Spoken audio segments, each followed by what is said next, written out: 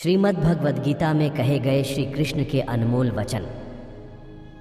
इंद्रियों के अधीन होने से मनुष्य के जीवन में विकार और परेशानियां आती है।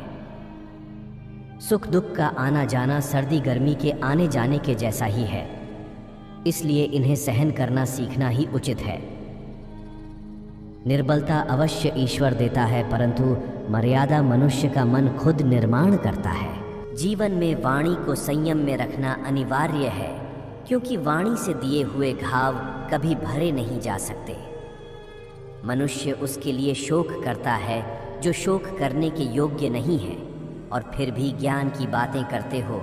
बुद्धिमान व्यक्ति न जीवित और न ही मृत व्यक्ति के लिए शोक करते हैं। मैं हमेशा तुम्हारे साथ और तुम्हारे आसपास रहता है, चाहे तुम कुछ भी कर रहे हो। जो हुआ अच्छा हुआ, जो होगा अच्छा होगा। स्वयं को मुझ पर छोड़ दो, अपने कर्म पर ध्यान दो। कर्म ऐसा जो स्वार्थ रहित पाप रहित हो। जीवन में समय चाहे जैसा भी हो, परिवार के साथ रहो। सुख हो तो बढ़ जाता है और दुख हो तो बढ़ जाता है। मोहग्रस्त होकर अपने कर्तव्य पथ से हट जाना मूर्खता है, क्योंकि इससे ना तो तुम्हें स्वर्ग की प्राप्ति होगी और ना ही तुम्हारी कीर्ति बढ़ेगी। श्री कृष्ण कहते हैं कि सत्संग ईश्वर की कृपा से मिलता है, परंतु कुसंगति में पड़ना मनुष्य के अपने ही हाथों में होता है। कर्म का फल व्यक्ति को उसी तरह ढूंढ लेता है जैसे कोई बछड़ा सैकड़ों गायों के बीच अपनी मां को ढूंढ लेता है। इस संसार में कुछ भी स्थायी नहीं है।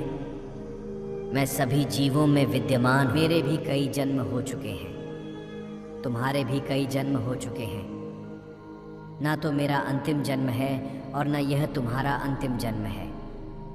व्यक्ति कर्म करने से कभी छुटकारा नहीं पा सकता है, इसलिए तुम्हें हमेशा कर्म करते रहना चाहिए, क्योंकि कर्म के बिना तुम्हारे शरीर का निर्वाह भी नहीं हो सकता है।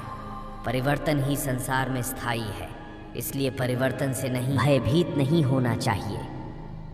जो लोग दूसरों की सहायता करते हैं, ईश्वर उनकी सहायता करते हैं। जब यह संसार ही स्थायी नहीं है, तो इस संसार की कोई वस्तु कैसे स्थायी हो सकती है। आत्मा शरीर को वैसे ही छोड़ देती है जैसे मनुष्य पुराने कपड़ों को उतार कर नए कपड़े धारण कर लेता है। मन शरीर का हिस्सा है। सुख दुख का एहसास करना आत्मा का नहीं, शरीर का काम है। मान अपमान, लाभ हानि, गम और खुशी सब मन का खेल है। धन्यवाद। वीडियो को लाइक करें, चैनल को सब्सक्राइब करें। मिलते हैं अगले वीडियो में, तब तक के लिए नमस्कार।